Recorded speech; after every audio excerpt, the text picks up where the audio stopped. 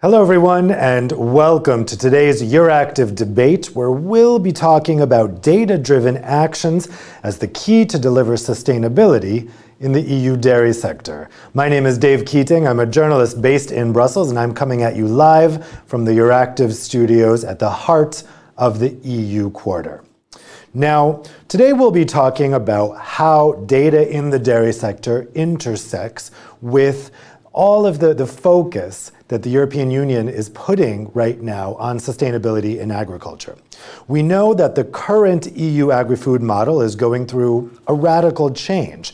The need to feed a growing population is putting a lot of demands on the industry. And also the industry is being asked to increase its sustainability. The main EU policy response to this has been the farm-to-fork strategy, which is one part of the Green Deal, which is the overarching policy framework that was put forward right at the beginning of the tenure of European Commission President Ursula von der Leyen. The farm-to-fork strategy aims to make food systems fair, healthy, and environmentally friendly. Now, the dairy sector is taking steps to reduce the climate and environmental impact of dairy products from farm to fridge. And to ensure these solutions have a tangible, measurable impact and to fine-tune the effectiveness of these solutions, organizations have started to adopt data-driven approaches. Through the use of data, dairy farming can be optimized to reduce CO2 emissions and minimize the climate impact of farms. Farmers can now collect data on herd size, milk volumes, and feed usage. They can also calculate the level of greenhouse gas emissions and identify where there is room for improvement. They can also use data to develop new science-based solutions to address climate change. Using data also makes it possible for farmers to identify areas where sustainable practices can be implemented or improved. But there is more to do, and there are some challenges ahead. The next challenge will be how to use this knowledge, all of this data that's being gathered, in an effective way to improve policymaking, and how best practices can be shared and data-driven approaches can be shared to drive sustainability across the entire dairy sector. So today we're going to talk about how data can work hand in hand with the farm-to-fork strategy and the Green Deal to build effective solutions for sustainability. Now, you at home will be able to be part of this conversation. You can ask your questions to the panelists using the Q&A feature on Vimeo. I'm going to start that Q&A now. So you can go ahead and put those questions in starting now, and I will be reading them out to the panelists at the end of the panel.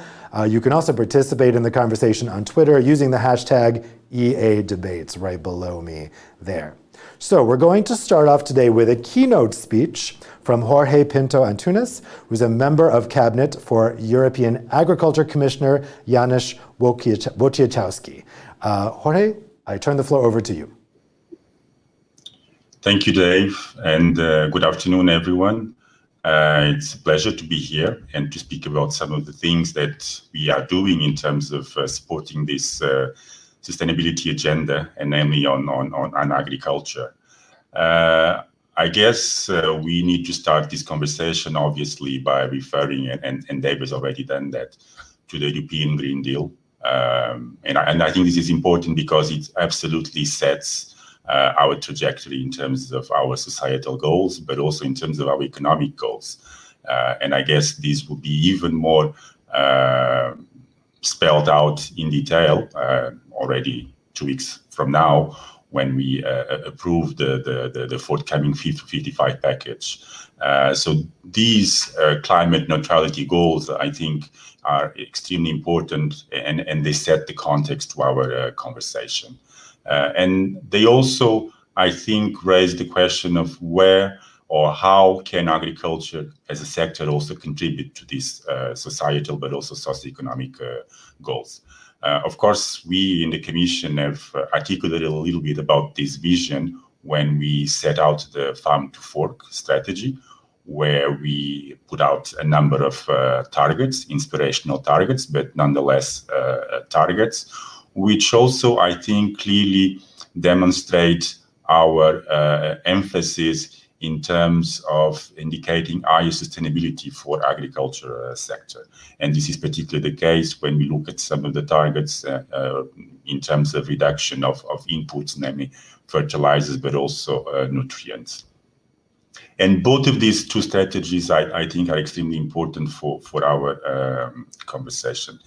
And quite recently, actually, December last year, when we had the CAP strategic recommendations, the Commission basically highlighted again this as a common challenge for the agriculture sector.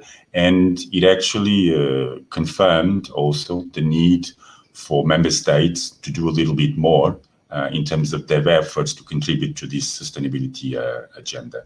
I think there are now encouraging signs towards the work that we are all doing in this regard.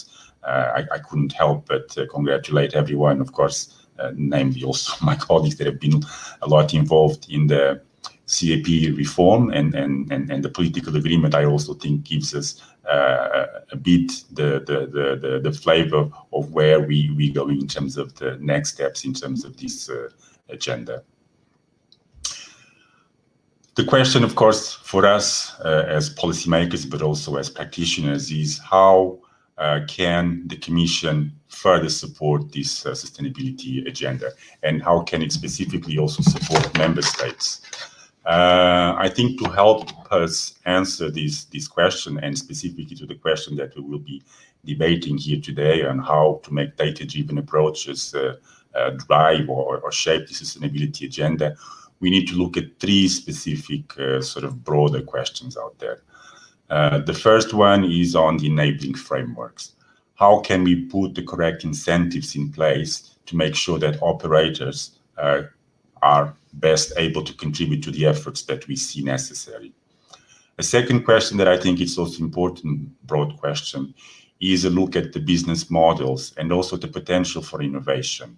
How can we make sure that whatever we are creating in terms of this agenda and the work that we are undertaking actually contributes to innovation, and innovation in the broader sense, but also innovation in the agri-food sector? And the third question, which is perhaps a little bit more technical, but I think equally important, which is to look at the sort of more technical issues linked to the effectiveness of the technologies, in particular the digital, but also looking at issues relating to monitoring, reporting, and verification of data. I think today here, because it's an introductory address, I would like to focus on the first two sort of broad questions.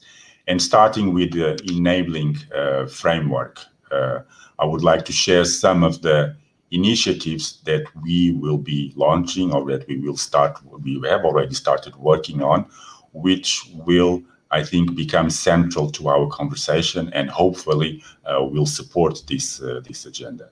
The first one, which I would like to highlight, is, of course, the carbon farming initiative. We are scheduled to come with a communication by end of 2021, so pretty soon. And the idea there is that we spell out, in terms of this initiative, how can we encourage farmers to take action to increase the sinks, which are so necessary in terms of contribution to our climate goals, and also more broadly, how can we encourage farmers to increase their climate-friendly practices. We know that there are a number of several initiatives that are running in the EU. There are some differences in scope, some looking at carbon removals, others also looking at emission reduction from livestock, some looking at both of these two main issues. I think for us, we will also be looking at these two sides of the debate.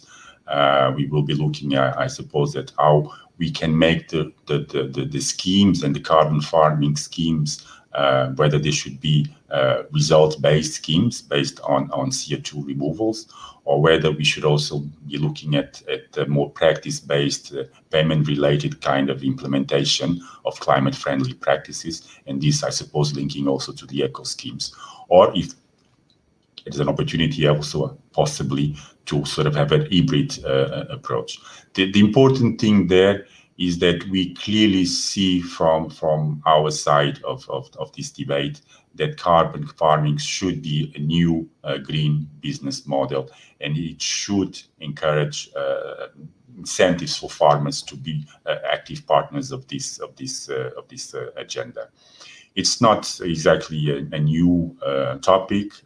We've had a number of initiatives, or at least preparatory actions and studies pointing out to this. So we are pretty confident that we will be able to present something that is robust. But in saying this, I think we also need to be a bit more broader in terms of looking at these carbon initiatives.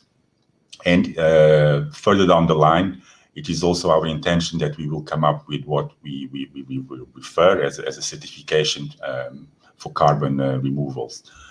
Normally, we will have, or rather, there is a need for us to clearly quantify what are the mitigation actions and the needs, and that these mitigation actions are actually trusted and widely agreed among practitioners, and that the methodologies that are underpinning this debate on carbon removals in farming is trustworthy. So the idea is that we actually will be able to come up with a certification scheme, and I hope, at least that is our hope at the more sort of political level, that at some parts down the road, we will also be able to link this to sort of a carbon market and incentives for farmers, the creation of new revenue streams for farmers who are willing and to be part and supporting this agenda. The other initiative, which I think would be important and is a bit closer to what we're doing in the side of agriculture, is obviously the work that we have started as part of the CAP performance monitoring and evaluation framework. We in the Commission have been encouraging member states to adopt more complex methodologies that take into account the effects of changes in farm practices, and namely climate-friendly practices.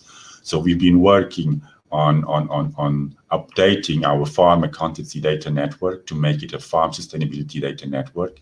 And there we've actually been looking, and we've commissioned a study which looks at greenhouse gas accounting and how we could get a module there under the farm sustainability tool. Again, the idea is that we have the tools that enable measurement, because this is important, and I think this will be key in terms of our broader agenda on data-driven approaches. I will not elaborate on two other initiatives which I think my colleague will do, which are the sustainable food labeling framework and also the framework legislation on sustainable food systems, which are of course also key pieces in terms of sustainability agenda in our agri-food sector. Now, I started this conversation by saying that there were three big questions that we needed to be part of our conversation.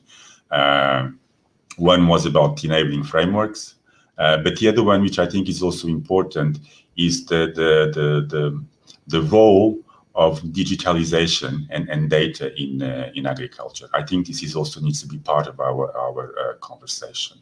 Agriculture data as value, sustainability data as value.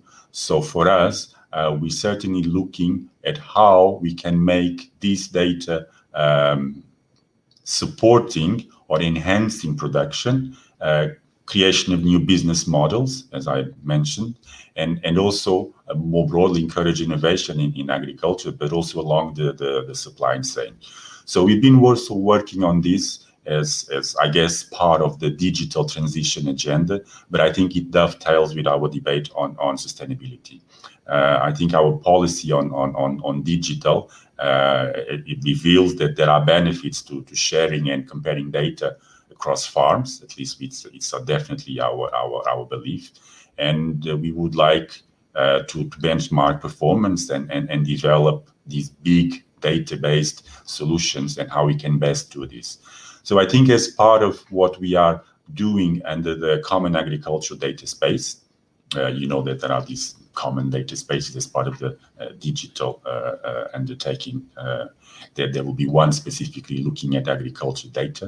And as part of this, we will obviously be looking at how can we facilitate trustworthiness, but also sharing and pooling of agriculture data.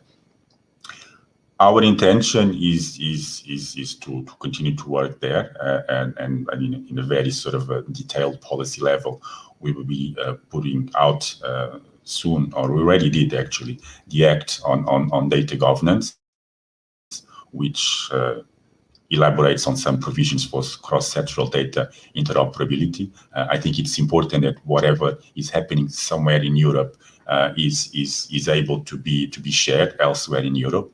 And also equally important that we can actually aggregate this data so that we can have, well, best practices, but also some very concrete solutions that could be of use for the agriculture, agri-food stakeholders at large. So this is an important part, I think, of work that we will be pursuing in the next couple of years, and namely as part of this college. I will not, as I said, elaborate on the third part of the question, though I think it's also important.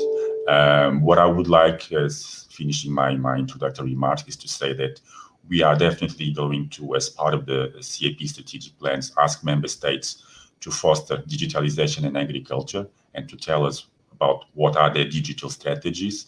The Rural Development Fund will obviously support investments in digital technologies, not just infrastructure, but also in terms of advisory services, which is important. And I think this intervention is more broader. And it's also about Horizon Europe, Digital Europe program, but also the Recovery and Resilience Facility. So an agenda that is here to stay, and I look forward to the rest of the discussions. Thank you. Great, thanks a lot, Mr. Pinto Antunes. That's a really good overview, I think, of what the Commission's thinking is on this as we move forward. We're now going to go to the panel. I'll introduce them now. I do want to mention some people were having trouble logging into the video at the beginning with the password. That's all solved now, so if you know anyone that was having trouble before, tell them to try again, and they will definitely get in now. So let me introduce the panelists that we have with us here today. We have Alexandra Nicolacopoulou, who is head of unit for the Farm to Fork strategy at DG Sante, the European Commission's health department. We have Peter Georts Carlson, executive vice president of Arla Foods, which is a Danish multinational cooperative and the largest producer of dairy products in Scandinavia. We have Kirsten Burseg, Program Manager for Innovation at EIT Food. That's one of the communities of the European Institute of Technology, which is an EU agency. And finally, we have Celia Niessens, Policy Officer for Agriculture at the NGO European Environmental Bureau, EEB. Thanks so much, everybody, for being here with us today. Let's start with some opening questions to each of you. I'd like to start with Alexandra. So we heard a bit about the Commission's intentions there, but I think you can tell us a little bit more in detail. What role do you see for data in driving change in the food system? Yes. Good afternoon, everyone. Thank you very much. Just to confirm that you can hear me? Yes. Okay, great.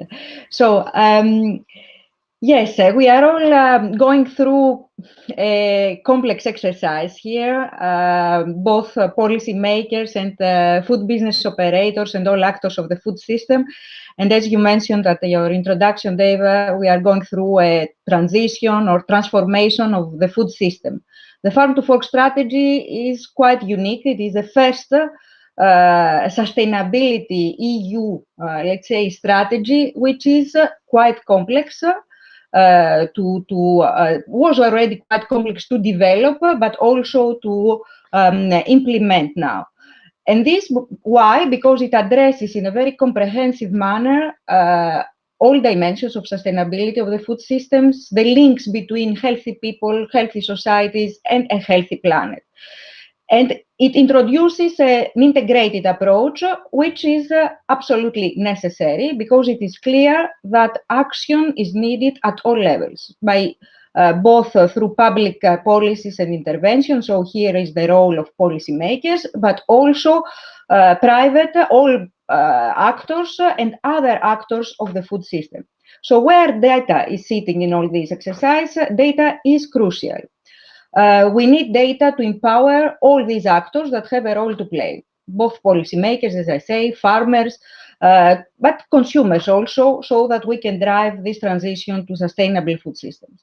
So I see the reply to your questions from two different angles: the role of data in shaping the actions of the farm to fork strategy. And already there are some initiatives that have been mentioned, but also the role of data in our food systems. So as policymakers, the Commission is using data. This is not new in shaping the actions when we propose legislation, when we assess the impact of the different options. And we use all available data, both qualitative but also quantitative evidence. We also use strategic foresight, which is a key element to create future-proof policies. And then when we develop the policy, certainly we need to monitor, to evaluate how they are implemented, how they are applied, and also whether we need to review or to adjust them. When now it comes to the role of data in our food system, this is also crucial. Our age, our time is characterized by the digital data-driven revolution. So it's not the data in itself which is new, but it's, I think, the digitalization and all the innovation which comes together with the data, the collection of data. And this is, with the Green Deal, a top priority for the Commission. So here, I think data can be used, first of all, to characterize, and this is what we need to do, the environmental, social, and economic sustainability of our food system. And from our point of view, we will be developing two key initiatives. One will be the legislative framework on a new on the sustainable policy, sustainable legislation, where we need to establish principles and requirements, minimum requirements for sustainability. Here, data is also crucial. And also, this will be accompanied by sustainable labeling. So consumers will be able to choose a product, for example, with a lower carbon footprint on the basis of a label, and this label has to be based on data. A retailer may be able to reduce food waste through better analysis, for example, of data on consumer patterns. A farmer may be able to reduce fertilizer use through precision farming technology. So all in all, I mean, these are just some indications, but we need to continue stimulating here digital innovation, including artificial intelligence, that could provide solutions for our food systems. Data collection, but also analysis, and this is also another challenge, the analysis and the optimal use of this data. There are a lot of challenges there. I think we can go later into the discussion to empower all the actors in the transition to the food systems. So that's it for my introductory statement. Thank you. Thanks so much, Alexandra. So next, we actually have a video address from MEP Herbert Dorfman, who's a member of the European Parliament's Agriculture Committee. Unfortunately, he wasn't able to be with us live in person, but he was able to send us a video with his comments. So let's play that video now.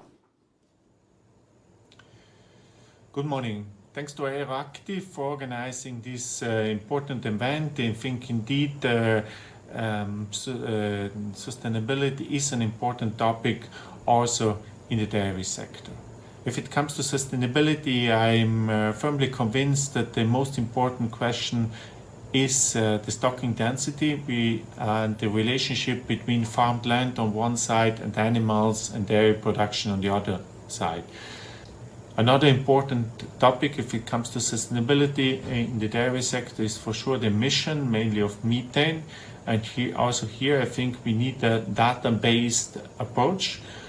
Methane has a short life in the atmosphere, and therefore it is not only important how much methane we emit today, but the important question is what is the concentration of methane in the atmosphere. And this depends on the cycle of methane emissions in the last 10 years. I think we need here a more scientific approach. We need to avoid that farmers are accused to have an important contribution to climate change, looking also only at the actual emissions and not looking at the whole cycle and at the decomposition rate of methane in the atmosphere. So overall, I think sustainability will be main and will be even more important in the future, also in the dairy sector.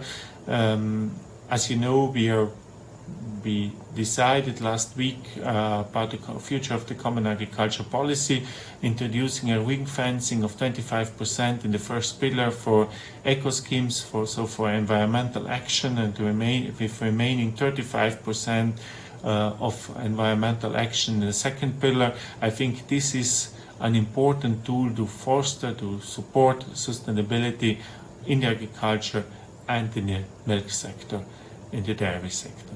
Thank you very much again, and have a nice and important and interesting meeting. Great. So we have that intervention from Herbert. Peter, let's turn to you next. I was really interested to learn that Arla actually is one of the biggest carbon footprint databases for each of their farmers. Could you tell us a little bit about that database and also how Arla is using the data that it's collecting? Yes, certainly, and good afternoon, everyone. I hope the sound is okay from my side as well. Yes, it's correct. Arla Foods is a dairy company with 9,000 farmers across 6 EU member states plus the UK. And actually, reducing carbon is not something new to our owners, our farmer owners. We actually reduced by 24% since 1990. But it's clear to our owners that they want to be part of the solution, and therefore we need to go further and faster. And that's also why we put out a 2050 strategy about being a net zero and reduced by 30% by 2030 based on science-based targets. And I think it's also very clear to us that it's not only about the promises we made, we really need to have focus on the actions that we actually really reduce the emissions. And therefore, we have decided to put data at the heart of all our decision making, both to help our farmer owners to reduce in the right places, but also to create trust with our customers and our consumers. And therefore, the last 3 years, we've been through a process where we have defined and developed what we believe is the biggest database within climate data for dairy farming in the world. It's actually now it's an externally validated database, and today it actually represents 7% of the EU milk pool, the database that we are building. I would like just to show you a small video explaining it a little bit more, and then I have a few last comments. So maybe we could just show the video. Arla farmers are among the most climate-efficient dairy farmers in the world, but they're determined to do even more. That's why they're working to reduce their CO2 emissions on farm by 30% in 2030 and achieve carbon net zero dairy in 2050. To help them succeed, Arla has introduced climate checks. We are actually working with sustainability all the time in the 6 years I have the farm here. My motivation is especially my kids in the next generation, where we still can produce dairy products and even with a lower carbon footprint than we have now. Based on the answers to 203 questions from each farmer, external climate advisors assess the data. They then work with the farmer to develop an individual action plan to reduce his or her CO2 emissions further. With this information, Arla has built one of the world's largest externally validated climate data sets from dairy farms. The climate check works by taking into account all the input that comes onto a farm. It measures the use of fertilizer, number of animals, manure handling on the farm, crop production, use of electricity, fuel, renewable energy, soil type, peat soil, feed composition. With the climate check, we receive a lot of data back. And this data clearly helps to identify where on the farm we can improve the carbon footprint. Here on my farm we have work about putting LED lighting, cooling the milk effective, animal health about water beds, and we are also in delivering our manure for biogas.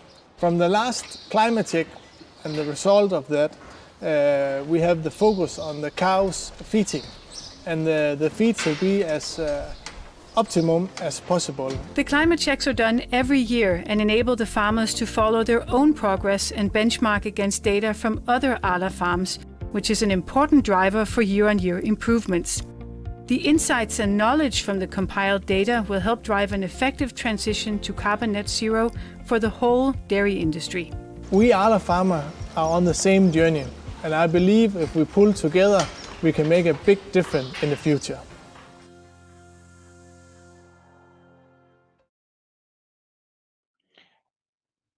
So I hope that you all saw from this video how we are building up the Arla climate check, and I think it's built on an ISO standard for life cycle analysis and also following the IDF guidelines for carbon footprint. I think what I hope you see here is how the insights that we get out of all these data both can help the individual farmer to improve on their farm, plus it also gives us a lot of data about overall where are the structural improvements that we could do that could help all farms, that could be biogas, renewable energy, or permanent pasture.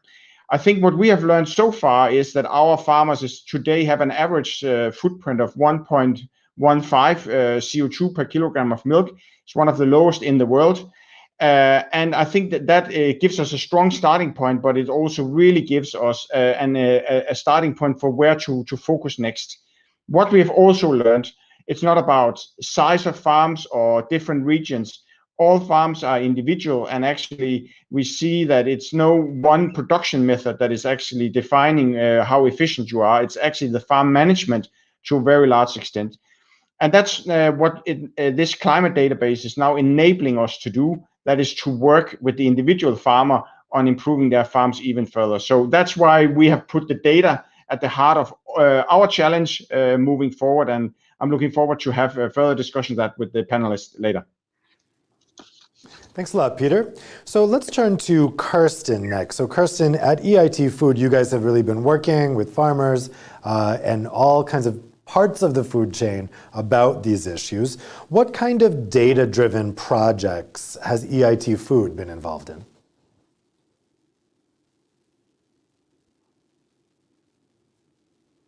Kirsten, I think you're on mute. Okay, so you should hear me now. Yes. So first of all, I would like to express my gratitude towards the organizers for having me on this event. Yes, EIT Food is very dedicated to advancing sustainable agriculture. So we see agriculture as one of the greatest chances to deliver on the United Nations Sustainable Goals, but also on the Green Deal and so the Farm to Fork strategy, and to make Europe climate neutral by 2050. And here with the data acquisition and data evaluation, and especially the implementation of data-based solutions as cornerstones at the basis of our activities that we are funding.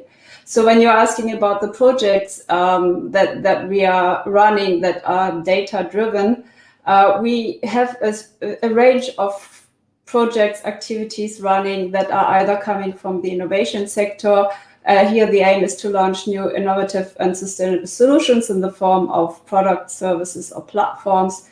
We also are very engaged in education to develop leaders in the agri-food sector. We have activities in business creation to scale agri-food startups, and also we are very active in public engagement, as the word says, to engage with the European citizens. And depending on the scope of the activity, our partners are creating different kinds of data. So it might be scientific data based, for example, or yield monitor data, or soil sample data, or imaginary data to make educated decisions for more sustainable farm management, for example. But we're also working a lot with virtual data and data from social networks, surveys, and also focus groups discussions. And let me just go into detail about some of our projects that we're currently funding. So, for example, one project from the dairy sector is so-called Smart ET. And with the onset of the COVID-19 crisis last year, we had a COVID-19 crisis response initiative, and this project was one part of it. And the aim was to help mitigating the rapid reduction in the consumption of dairy products that followed the closure of restaurants. And so this resulted in a high increase in the surplus of milk and processed products. And the scope of Smart ET was to create IT applications that are able to predict the online demand and also predict feed and other costs for the dairy farmers. And this online tool was then based on both historical data and data that was collected throughout the COVID-19 pandemic, in discussions with farmers and dairies, for example. And the result of this project were two different types of forecast models, one to forecast feed costs and milk prices, and the other one was to forecast costs and revenues in order to have better farm productivity indicators. So this was just one example from the dairy sector, and I'm now going over to another sector from dairy farming, which is a project we call Pig Tracker. And here we are deploying a new system for monitoring pigs in real time, making use of state-of-the-art camera monitoring systems. And here, coupled with AI-driven predictive tools, we aim to contribute to lean production of pigs and minimizing waste and optimizing outputs, and also minimizing sickness and optimizing timely use of medications and vaccines. So leaving now the animal sector behind and moving towards human beings, we also, as I already mentioned, work a lot with virtual data, with data from social media, data from surveys, etc. And one of our projects is called Trust Tracker. And this is an evidence-based questionnaire to measure consumer trust in the food industry. For example, we have been working with about 20,000 consumers from 18 different EU countries. We are monitoring trust via a very dedicated survey, and we have implemented specific data evaluation tools that were created in the collaboration with different European universities.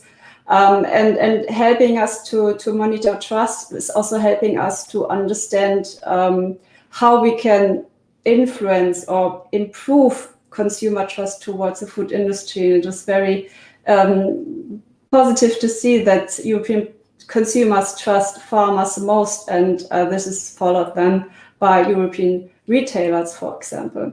And the last example that I would like to highlight is our Food Unfolded platform. So here actually we are creating data in the form of videos, podcasts, articles, and other kind of virtual events to actively seek the dialogue with the European consumer. As we see that many of us see the food only on our plate without really knowing its story, where it comes from, how it is being produced, what is the impact of production on people, communities, and the environment. And so this is basically us producing data to the outside world to communicate, to educate, and to interact, and also then create a pool of information, a database as well, that then helps us also to selecting steps and ways forward to, for example, address the different components of sustainability, meaning environment, economy, and society. And so in view of time, I will stop here, and we have plenty of more examples, and you can find them on the agri-food homepage, and you're also very welcome to connect with me via email. Thank you very much. Thanks a lot, Kirsten. So Celia, a question for you. So one advantage of having data is you can have concrete things to back up sustainability claims, and it can kind of go in the opposite direction of greenwashing because it can actually verify and really back up with science. So how do you think we can use data to filter fact from assumption when it comes to analyzing agricultural sustainability? Well, it's really clear that data is the first step towards finding hard facts about the environmental performance or impacts of food production. And we already have a lot of data, and we will always need more. That's certain. Something that I'd like to bounce on is the title of this event, and something that I think you mentioned in your introduction, about the idea that data is key to sustainability. And here, what we would like to say is, data does not necessarily bring sustainability in of itself. It is a means to an end. Data can tell us what's happening, and then we need to make decisions based on that. And in this regard, we've heard a lot about examples where especially farm data is used to improve certain aspects of the production systems, and in particular with a view to boost efficiency. But something that's really important is that data and sustainability don't end at the farm gate. This whole story is about much more than just farm data and farm efficiency. So 2 points that I'd like to make here is, first, and this has already been mentioned by Alexandra earlier, of course we need data also for looking at environmental impacts, for looking at diets and dietary patterns, trade. We need all this much sort of wider data about the state of our environment, the impacts of policies, etc. And we need it at aggregated level, but also in more detailed levels. So we can, for example, look at the specific impacts of specific sectors, like the dairy sector. And here, some key facts, for example, when it comes to the sustainability of the dairy sector or livestock farming more generally. One first thing that I'd like to bounce off that was mentioned by Mr. Dorfman is that methane has a short life cycle as a greenhouse gas, and that is absolutely true. But what's a fact that we often oversee is that methane is also an air pollutant that is really harmful for human health and also for plants, so including crops. And so actually the absolute amounts that we are emitting is really important. It's not just about the concentration in the atmosphere.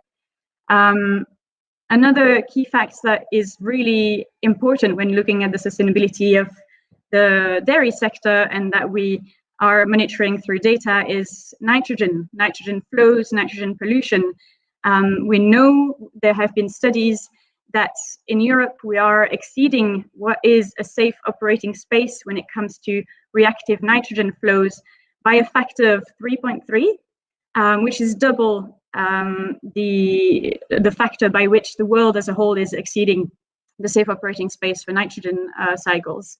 And this is primarily driven by livestock farming, by animal-sourced food production.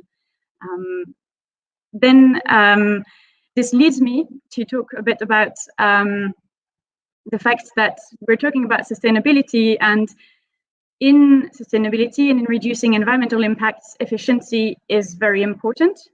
And data can be crucial to bring efficiency improvements on farms, as we've just heard from the ALA Climate Check initiative, which is really interesting. But we mustn't forget that to be really sustainable, we will need more systemic change. That is also a fact based on data, based on studies by countless scientists.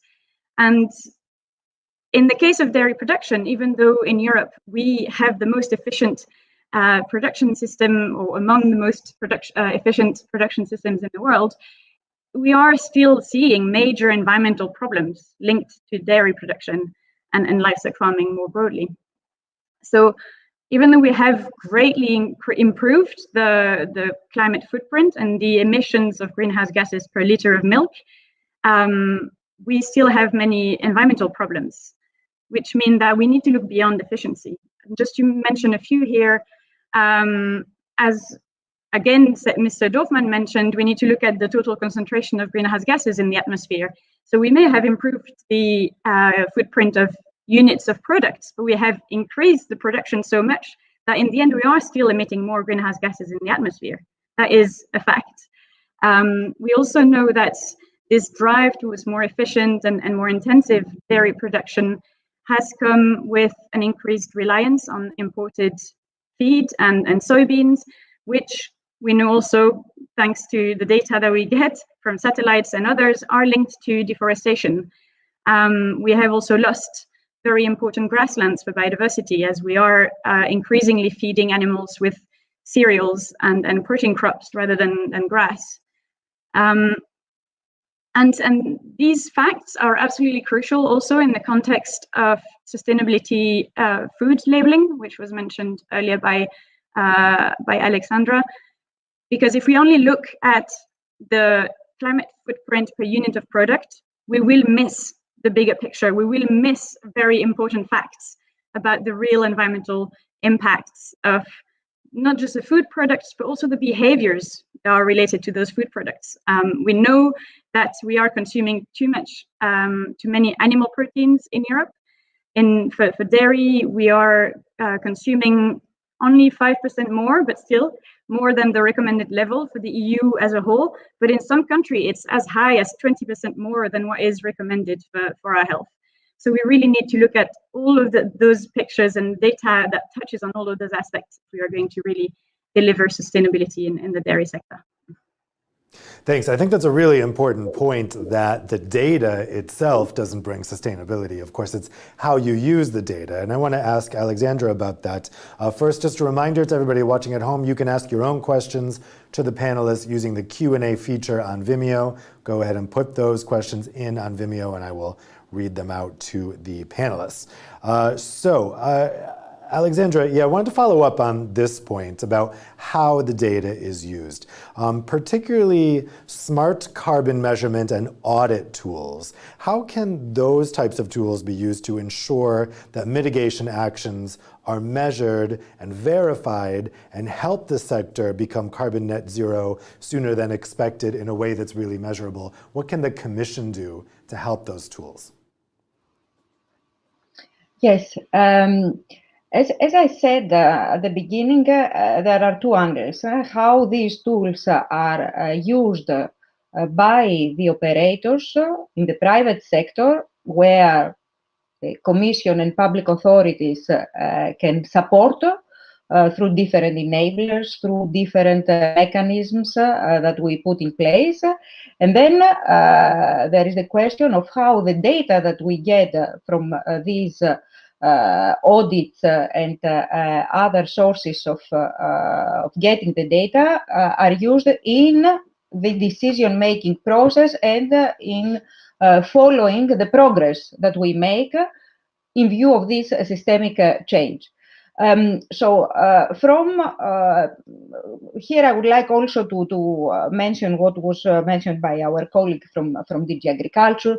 There are systems in place through the Common Agricultural Policy that support this knowledge sharing, the digitization of agriculture, the development of skills, also sustainability skills among the food business operators. And these tools really can offer a lot to the practical implementation and to get the best from these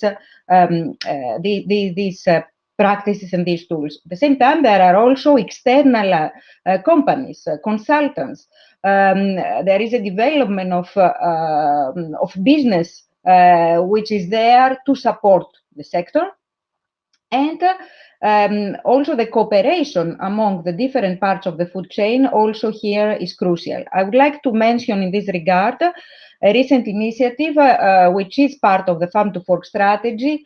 And on the 5th of July, we will have the launching of a code of conduct. This is a voluntary instrument that calls on EU and non-EU associations which represent food business operators, but also individual companies, to make ambitious commitments with regard to the 3 dimensions of food sustainability. And this will be key. The companies which make commitments, and I'm glad to say already there is an impressive number of individual companies that have committed to this code, to reach some ambitious and targeted and measurable commitments with regard to the environmental sustainability, food waste, health aspects and nutrition, revising the portfolio of their companies. They will come with such commitments, and there is, in the context of the governance on the implementation of this code, monitoring of the progress, reporting by the companies and by the associations. And the dairy sector has been involved also, has followed the development of this code. And we hope also that with the monitoring and the reporting that will be publicly available, also this will support all businesses, individuals, small and medium enterprises also, to undertake further steps. So here, cooperation and sharing of this data will be support, which has been facilitated by the European. Thanks, Alexandra. We lost you just right at the end there. It was cutting out a bit, but I think it's fixed now. Peter, I want to ask you also about these auditing tools. We saw them mentioned a bit in the video that you showed about how it's working with farmers to actually check and use this smart carbon measurement. Specifically on the audit tools, how can this help both the farmers and companies kind of verify their emissions and show to both consumers and to policymakers, look, this isn't greenwashing, these are real emissions reductions, and here's the proof? Well, I guess I would like to start. I fully agree that we cannot reduce carbon by only having data. We need to use the data for intelligent use on where to put in. And I think what our climate checks are now enabling us to do is actually that we have found out that there's actually not one production system that is better than another. There is actually the variance within a country is bigger than between countries, within also between the different production systems. So I think it's really how we use the data, and I think also it's important to remember the way we look at it. We need to have a holistic view on sustainability. It's of course the environmental footprint is important that we are talking about here with the data. But it's also the nutritional needs. We still are looking into a world that will have more people, and we need to provide food for the world. And then, of course, it's also the overall social sustainability part that is also critical here. All this, what we are doing here, all this data enables us to work with the individual farm, and we have actually also, to some of the points that's been made here in the panelists, enable us to go down, and we've identified 5 big levers that on farm management that we need to work with. One of them is actually fertilizer use, so we can do targeted measurement on reducing the nitrogen and improve the water quality. Another one is how we use protein to feed the cows, so really optimizing the protein use to also reduce emissions from there. So I think that's how we can use the data to enable and also share those data with policymakers so they know where to support also the farmers in improving their emissions. Thanks. I wanted to ask a question to Kirsten. This is about the whole supply chain. So you are actually, EIT Food is working with the whole food supply chain, so you would have a good kind of broad view on this. Once the data is collected, let's say on the dairy farm rather, how do different actors in the food system cooperate to make the best use of that data? And are there concerns about data sharing and proprietary data from a commercial point of view? Are you hearing any resistance from various actors in the food chain? Yes, thank you for the question. At Euractiv, we always work in multi-stakeholder consortia. So at the heart of our projects is always establishing trust by sharing information upfront already at the start of the project. So creating data, therefore, also heavily relies on the trust among the stakeholders. So you say now, once we have collected the data, what are we going to do with the data? So I would say already before we start collecting the data, we should make clear that the infrastructure on handling the data, on data security, on also the return of investment for the farmers is being discussed. And here, to this end, the involvement of the farmers is of utmost importance. And once we have collected the data in collaboration with farmers, for example, and the data has been processed, and we have developed, for example, forecast models, we have developed online tools that can help making farm practices more sustainable. Then the next step, obviously, is also to share the data back with the farmers, because they were the original contributors of the data. They will get advice, some advisor at the site to help them understand what the data that they are providing is actually doing for them, what are the benefits of the data, and how they can also, from a business point of view, improve the sustainability, because at the end of the day, the farmers are not only guardians of our environment, but they are also businessmen. So what is important for us is from the very first moment of collecting the data, trust, transparency, agreeing on the way data is shared, handled, and redistributed, but also educating on the benefits and merits of providing this data, and how actually the benefits for the farmers result in the form of contributing of data. Celia, what about you? How do you think the data that's collected can be best used throughout the whole food supply chain? And do you also hear any types of concerns about how the data is used?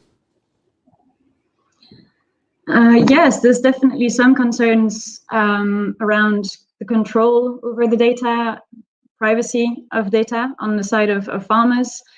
In terms of the supply chains and the data used there, it's maybe we can look at the example of nutrition, where it's interesting to see that if you put very detailed technical data on a food package, then most people will not read it because they don't understand it, because it's written in very small print. It's not very useful to them. And in contrast, a sort of data-based system such as the Nutri-Score, I'm not advocating for or against, I'm just mentioning as an example, is helping consumers get a sense of what is better for their health and what isn't. So there is, I guess there is a case for doing something similar when it comes to the environment. Now, the big problem with the environment is that it is extremely complex. It has so many different dimensions. There's the climate footprint, but there's also biodiversity, there's soil health, there's water quality, air quality, and very often there are trade-offs between these dimensions. So how do we reflect that without overwhelming consumers, but without cheating them either, and oversimplifying and maybe taking things out if they're too complex? That is a real concern that we have as environmental NGOs when we hear about sustainability labeling, is that I am personally not sure that you can boil down sustainability to just one number or one color code. It is about it's a system. It's about not just how the food is produced, but also how much of it we eat, etc. So it's an important area to explore, but we need to also look at other levers for sustainability, and that is partly why I made this point at the beginning, that data is a step towards. It's only a means to an end, but it is not the end of the picture either. Alexandra, how is the Commission looking at these data sensitivity, data privacy issues, and also when some of this data might be proprietary for companies and be anti-competitive to put it out there? How is the Commission trying to allay those concerns?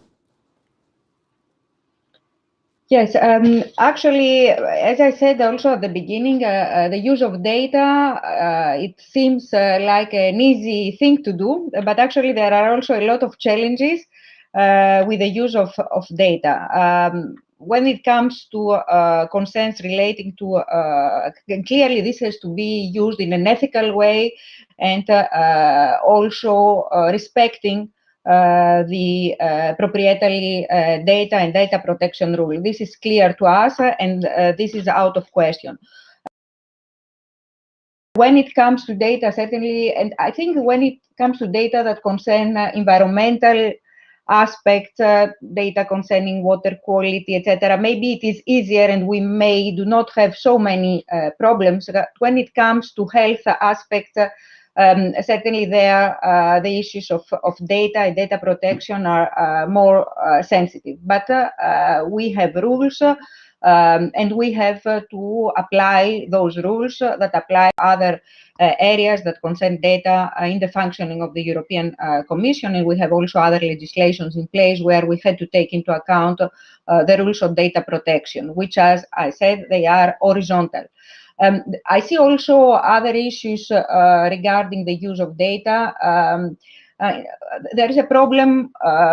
We speak as there is overwhelming data, and we are in the process of generating more and more. But at the same time, we face uncertainties, and there are also important gaps, knowledge gaps. In terms of data. And this is a problem for decision makers. At the same time, because sometimes the data generation does not follow the pace of the intervention, of the policy intervention. And sometimes the data, they come after the policy intervention, or the knowledge gaps can also be used as an argument not to intervene. So these are some issues that we face, I think, when we try to develop so comprehensive policies that at the same time we have a proposal to make and thinking already 3 years in advance or 4 years in advance how we will monitor the progress, especially in areas where we have not yet developed all the indicators. I think in the environmental area, because of the CAP and also environmental policy, there is more progress regarding indicators. However, when it comes to health and nutrition and consumer patterns, consumer consumption and diets, I would say we are ill in terms of data. And these are issues that we need to tackle very quickly. Thank you. Peter, how is Arla Foods dealing with this issue of data sensitivity? Yeah, I think I would like to just to comment. Both Celia and Alexandra has also now commented a little bit on the importance here of what I would call carbon labeling, how we actually helping the consumers to navigate. And I think what I hear, which I fully subscribe to, is that it also needs to, of course, be data-led, but it also needs to be science-based and evidence-based. And there are many elements to the whole sustainability. So it's not only the environmental footprint, but it's actually also nutrition. So I think there is still more work we need to do here together, and that's why we will also contribute with the data we have, so that we can give the best information to the consumers in the end. Right now, we are supporting some work on the product environmental footprint together with the EDA to really try and also develop this. But I think this is a very important field that the carbon labeling, all the labels that we will see on products in the future is actually science-based and data-led. And it's also creating a level playing field. I wanted to also ask about how this has worked in other sectors and whether there might be lessons to draw there? Maybe this would be a good question for Alexandra. I'll put this to you first. As the Commission is kind of looking in general at all of these data issues and the potential of big data, how the data is being used. So I wonder, when you're looking specifically at food, if you're drawing lessons from other sectors about how data has been used as a solution there. Yes, thank you. Actually, the question of data under the Green Deal, all the strategies which are part of the Green Deal are looked also by the Commission in a more collective manner. And there is a group of colleagues and services who are really looking on what data is actually available and how this data has been used in other policies or on other instances that can be also used and we can have synergies clearly there. I think that we have been looking also very much on what is happening in the area of environmental sustainability from in the area of products, energy label, and buildings. Here we are much more advanced in terms of legislation which touches upon different areas of sustainability, and certainly we see how the data is used. We must also, however, it's more about experience and methodologies that are used than the actual data itself, taking into account that food is really different, and food production is not easily comparable to other products or other services. Although food system contributes largely and it has its responsibility, an enormous responsibility in terms of reducing environmental pollution, the overall environmental footprint, climate change, I think that when we are looking on the how, what kind of data and how this data will be used, I believe that there are particularities and the diversity of the food system, including also some emotional elements, because here we are talking about data which is very factual, but at the same time we are talking about food which touches upon culture, tradition, something very personal, and it is not so easy to apply the data which is used in the decision-making process in the same way as in other areas. Yeah, I think that's a good point. That's what really separates food from other sectors, is that it is a very emotional topic. So I want to take some questions that have come in from the audience. The first question is a question for Peter. It comes from Konstantin Golembek.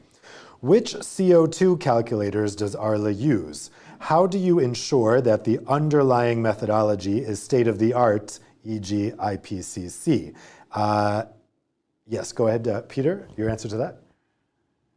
Yes, so as I mentioned before, we have developed a calculation behind our climate checks that is built on the IDF climate or carbon footprint methodology, and it's following the an ISO standard for life cycle analysis.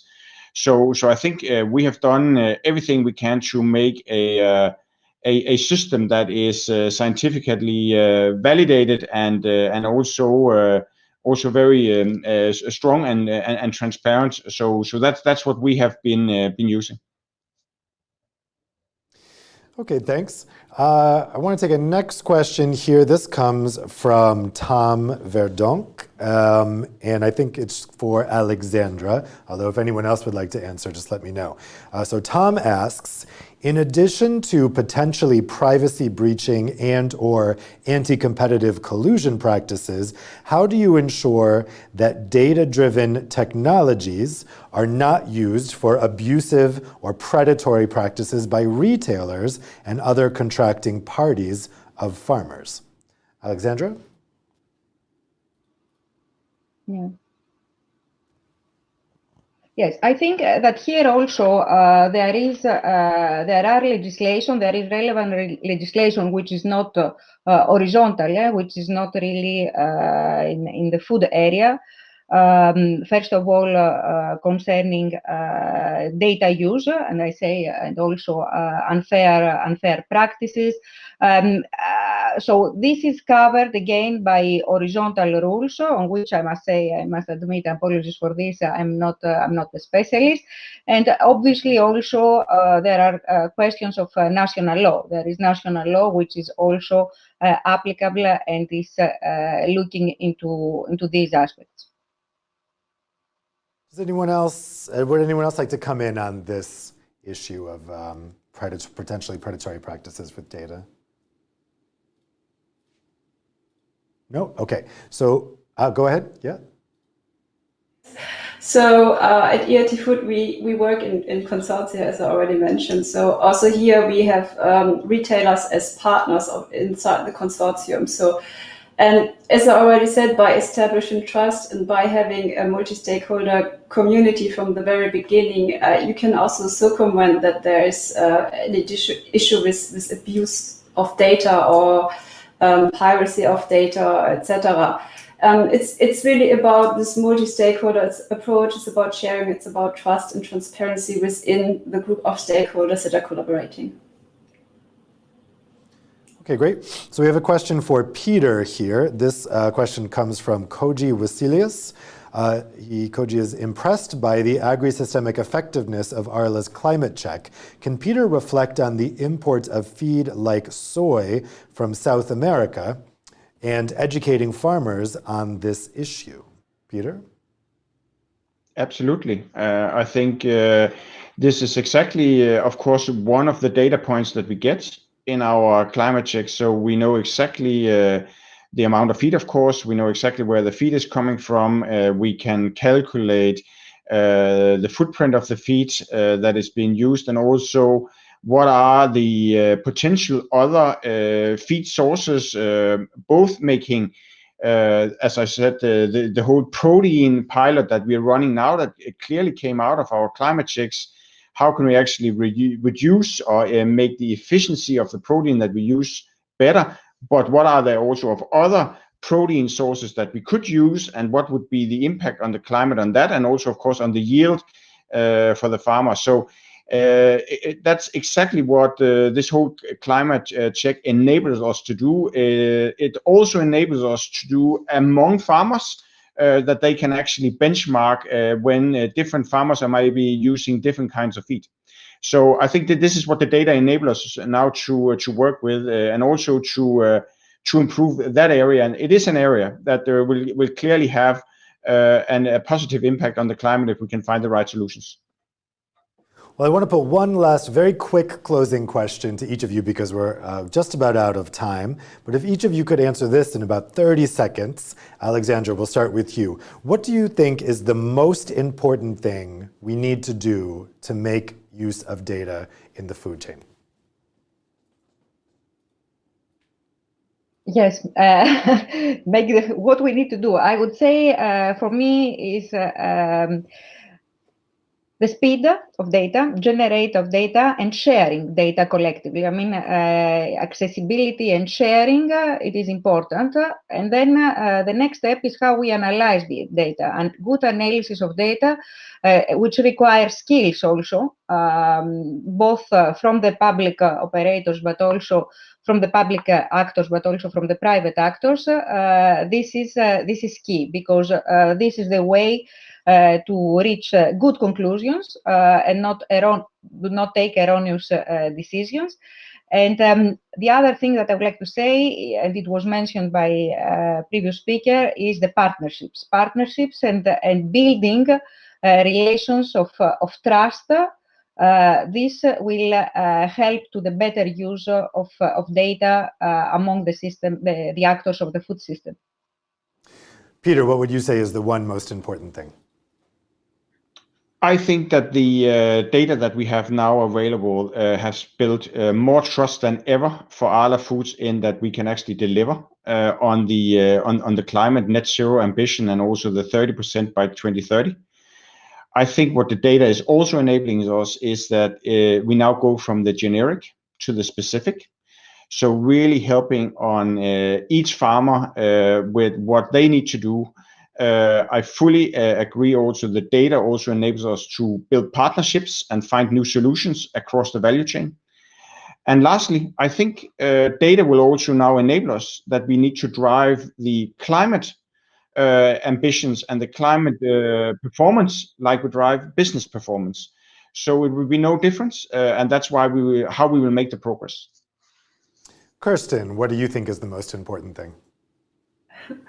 Asking the right question to the right stakeholders and really addressing the needs, for example, of the farmers, and then providing a toolkit for them that helps them reaching the sustainability targets. And the solution that we develop based on the data, they should build on each other, they should be compatible, and they should also demonstrate the clear advantage and benefits for the farmers. And finally, Celia, what would you say is the most important thing? I would say that we really need to improve the data that we have and also how we use it to understand food systems, to understand the really complex dynamics, synergies, trade-offs within our food system. So look beyond specific food products and specific efficiency metrics and really develop a better understanding that we can then use for a systems approach in food policy in the EU. Great, thanks. Well, that's all the time we have for today. I want to thank the panelists for some really interesting insights there, and also thanks to the audience for following along, spending your afternoon with us, and asking some great questions. I think there's been a lot of food for thought presented during this panel and how data's going to interact with the food sector, and in particular the dairy sector, and definitely really learned a lot of interesting things about how the data is already being used. So thanks so much for you guys following at home, and be sure to tune in for the next EA Debates. Take care.